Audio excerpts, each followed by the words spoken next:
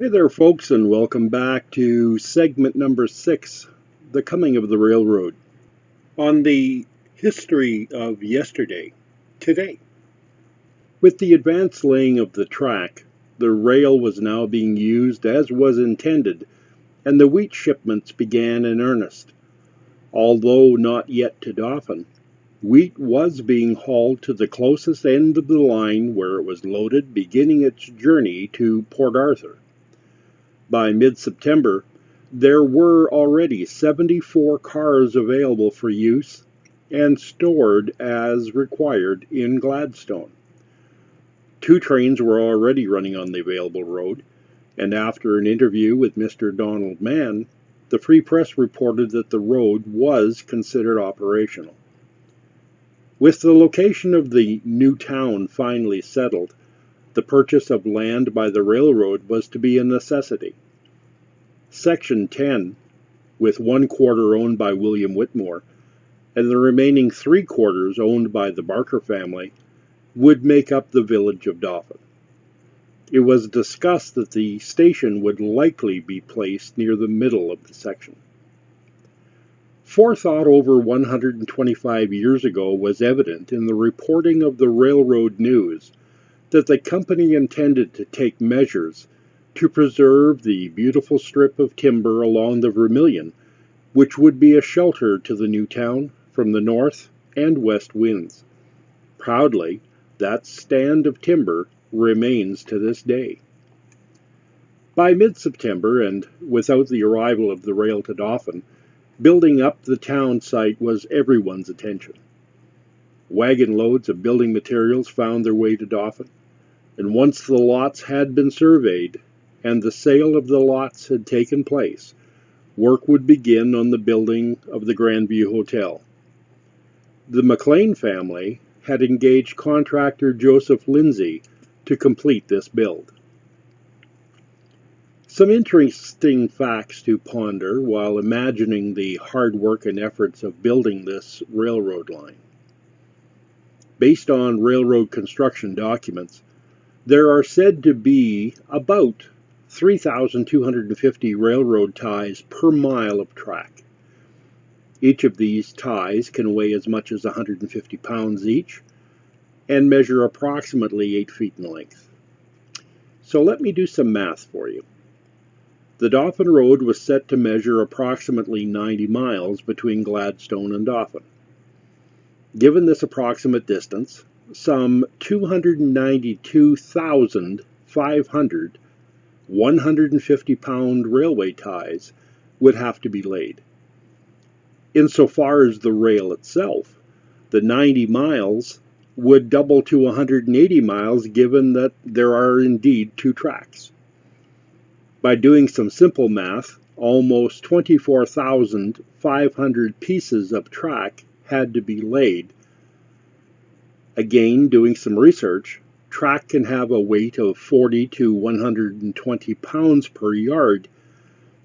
Using a figure of 60-pound track, each 39-foot piece of track could weigh about 780 pounds.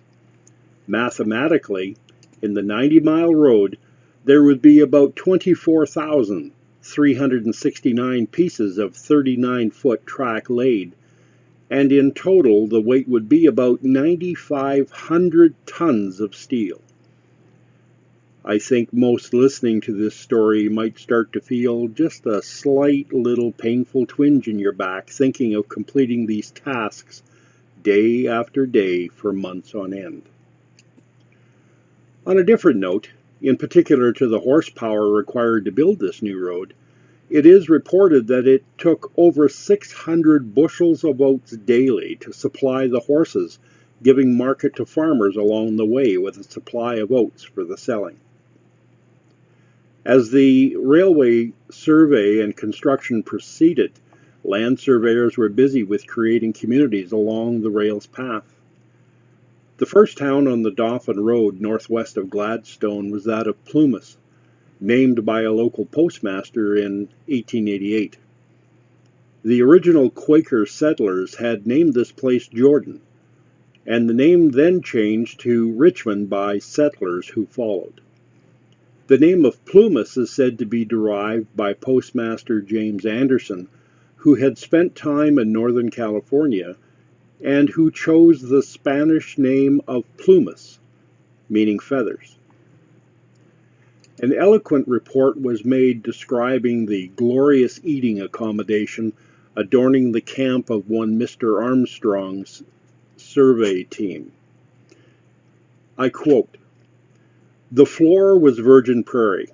The walls and roof were 10-ounce duck, without fresco, calcimine, or wallpaper. Yet it was a dining room whose tables supported on trestles bore as tempting a supper as ever tickled the palate of a hungry man.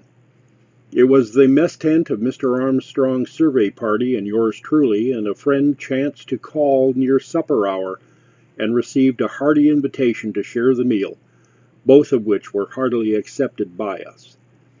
Mr. Armstrong's chef de cuisine is Gilbert Snow, a well-known former Winnipeg caterer, and his services have been secured for the new hotel to be put up by Mr. Alec McLean in the townsite of Dauphin, who is bound to have everything first class.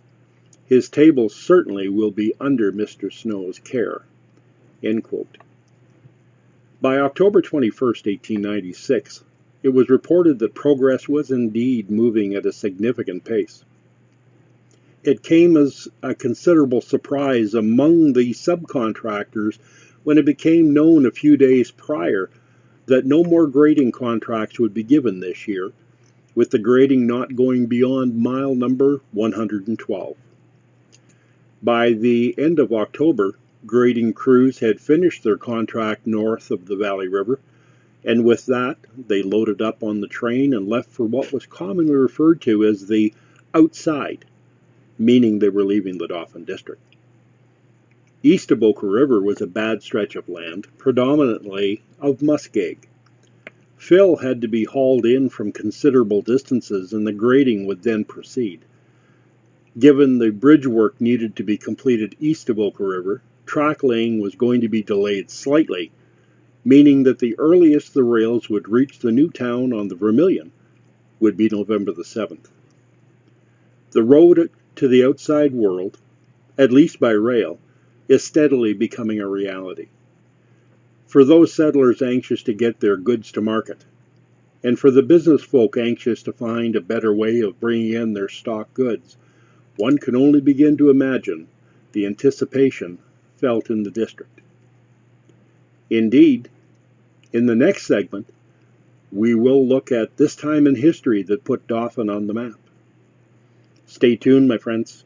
We will be back. Stay well.